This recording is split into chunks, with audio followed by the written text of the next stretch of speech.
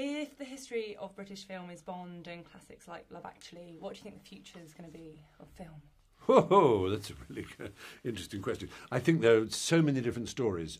British film, yes, Love Actually was very much to do with the very nature of Richard Curtis, entirely to do with his character and personality and the stable of actors that he'd built up and worked with. Bond, obviously, is hugely, again, sui generis, its own thing. Whether there'll be another franchise like Bond, I very much doubt. But as for the future, there'll continue to be films that are biopics of great and interesting human beings, British human beings usually, if it's a British film, like Stephen Hawking or Alan Turing for that matter, an obvious example. And those are genres I love.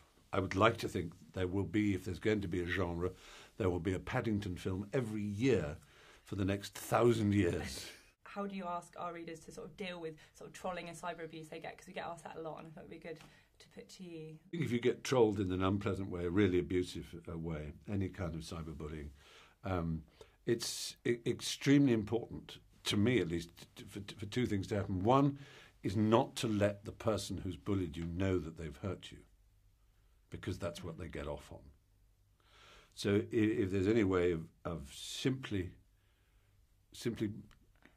behaving as if you haven't read what they've sent you, deleting it, forgetting about it, but show it to a older brother, younger sister, mother, father, trusted friend first, because people should know that you're getting these things, and that maybe they can be traced. But don't make. I would urge people not to make too much of a fuss to the person who's bullied them, because that's what they get off on. That's what they feed on. So you mustn't let them know they've hurt you. And there are people there who are desperate to hurt, and it's horrible.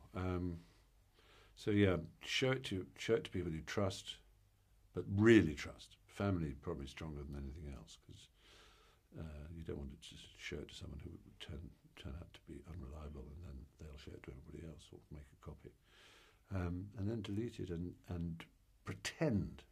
It's your revenge is not to reply in the same way. Your revenge is to pretend that you're utterly unhurt, pretend to be cheerful. But it's ghastly, absolutely ghastly. It's one of the most horrible things.